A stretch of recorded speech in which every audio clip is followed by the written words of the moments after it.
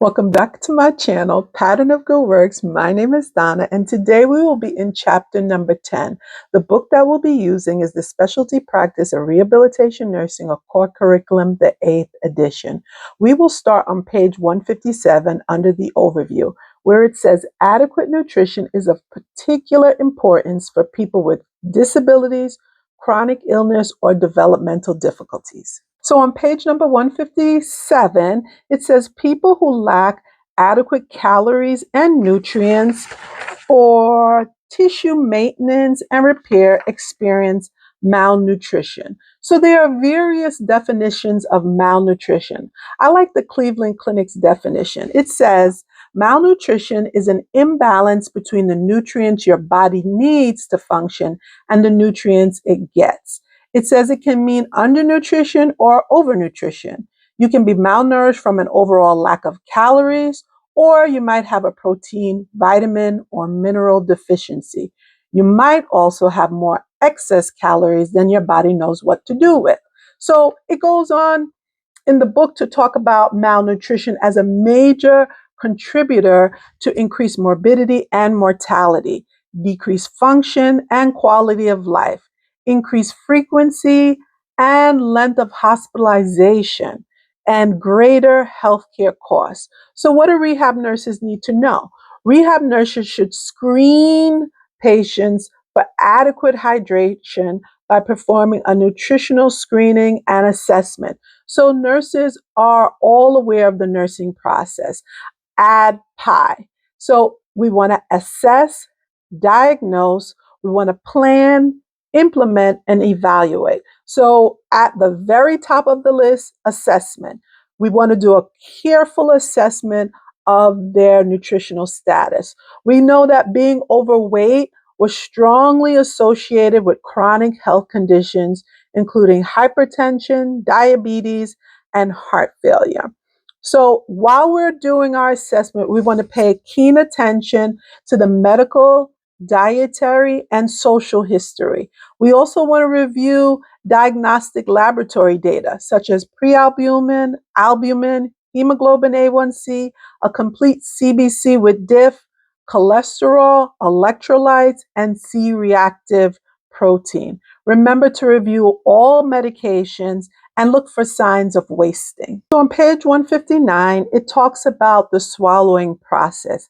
And I think it's good to know how the process should happen, and then you'll be able to identify where there's a complication or an issue. So it says that there are 3 phases to the stages of swallowing, with the first stage broken into 2 phases, the oral preparatory and oral transport phase. So during the oral preparatory phase, the food or liquid is put into the mouth. Food is manipulated into the mouth to form a bolus, that's a ball, and is pushed posteriorly toward the oral pharynx. The oral phase is considered a voluntary event. During the oral phase, food is chewed and mixed with saliva to form a soft consistency. The lips close to contain oral contents. Buccal and facial tone are necessary for chewing.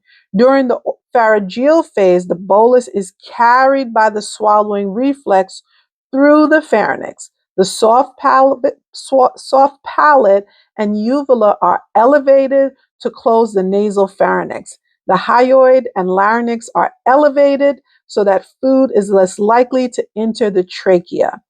It is an involuntary event at that point in time, elicited by stimulation of sensory receptors located at the opening of the oral pharynx. This phase takes less than 1 second. The final phase is the esophageal phase. The bolus enters the stomach via peristalsis and gravity. The lower esophageal sphincter opens. It takes 5 to 8 seconds for solid foods, and it is an involuntary event. So it begins with 1 voluntary event and then 2 secondary involuntary events. And I think it's important to talk about the swallowing process, because now we're going to transition into dysphagia. So dysphagia is swallowing disorders, and this can occur throughout the swallowing process. The symptoms can be caused by functional or structural abnormalities of the oral cavity. So if there's something wrong with the pharynx or the esophagus, there will be a dysphagia issue. The causes of dysphagia may result of a neurological disorder, including stroke, brain injury, MS, ALS, Parkinson's disease, dementia, spinal cord injury, muscular dystrophy, or cerebral palsy. Other causes may include radiation diseases of the head and neck, including cancer, injury or surgery to the neck, changes in dentition, that's the teeth, right? Reflux or some type of esophageal disease. On page number 159, the book nicely highlights some of the clinical manifestations that indicate a high risk for aspiration and the need for a swallowing evaluation to be conducted by a speech language pathologist, better known as an SLP. So these findings, if you found them in your patient, would really warrant some further investigation.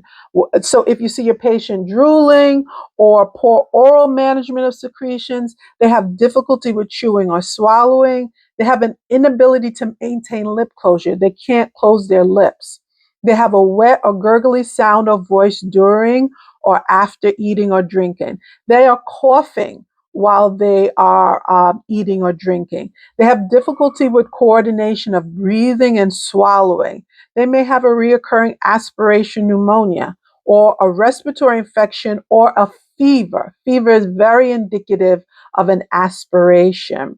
You may also see food leaking or pocketing in the mouth, right?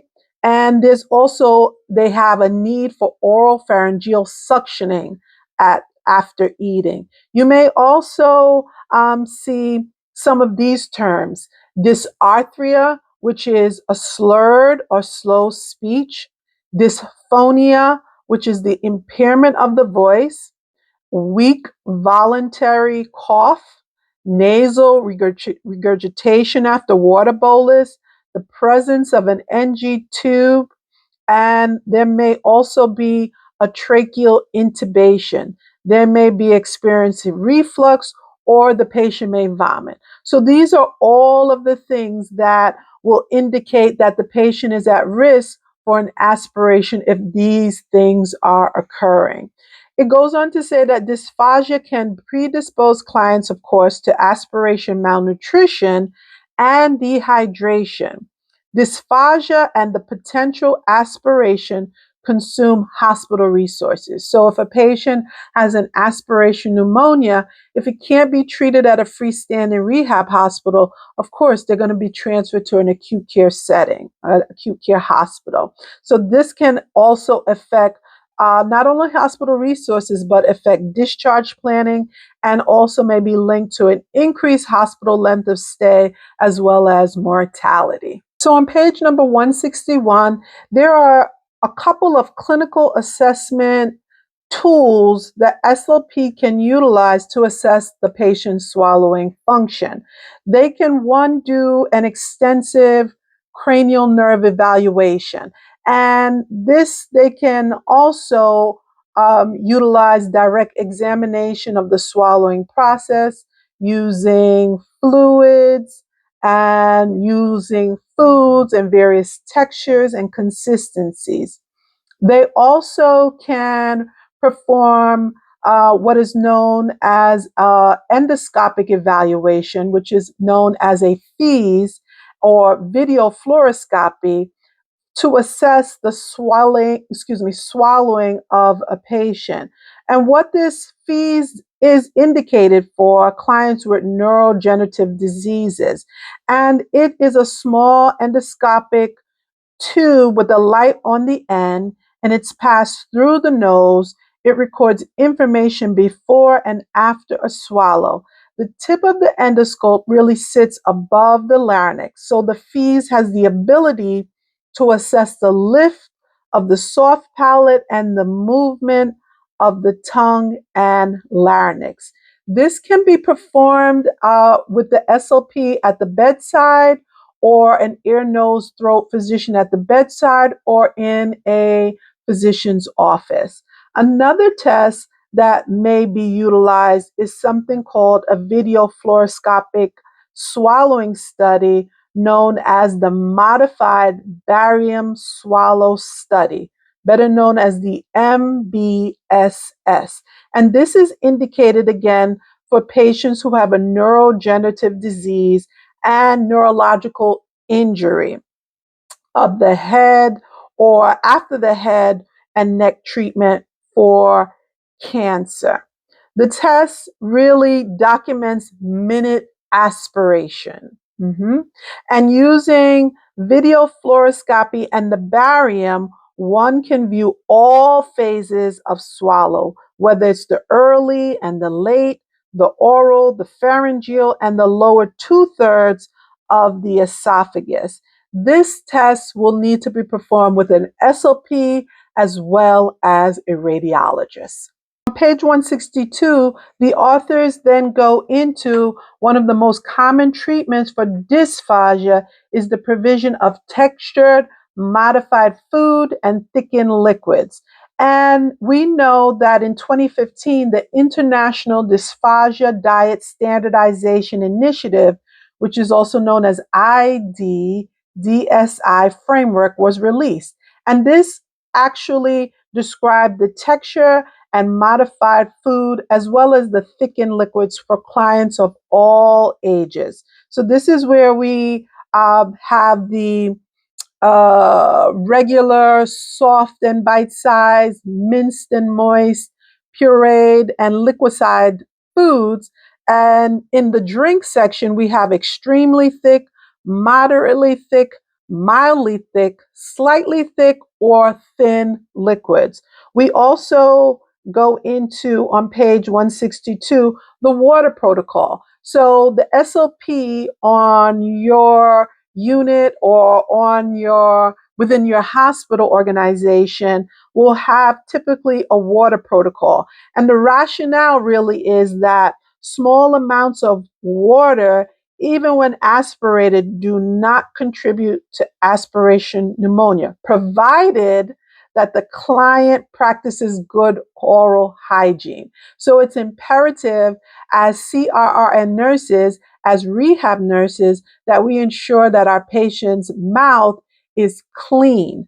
And if the water protocol is ordered for your patient, you're following your organization's policy and procedures. Lastly, enteral nutrition is so important. There are various types of tubes, whether it's a gastrotomy tube, jejunostomy tube, a gastrojejunostomy tube. It's important to ensure that we are securing the tube as necessary to prevent dislodging, and also we are trying to prevent internal migration related to peristalsis that can result in feeding intolerance. Also, we want to ensure that the individual is getting flushes, and whether they're on continuous feeding, whether they're on intermittent feeding or bolus feeding, the patient is also receiving a flush of some type, a water flush of some type. So this week we had the opportunity to look at malnutrition. We reviewed the swallowing process. We also looked at dysphagia and ways that the SLP with medical providers can test to see whether or not the person is truly experiencing an aspiration situation. I do want to thank you for coming along on this journey. I would ask that you like, comment, and subscribe. Wishing you all the best. Have a wonderful and happy Thanksgiving. Take care. Bye-bye.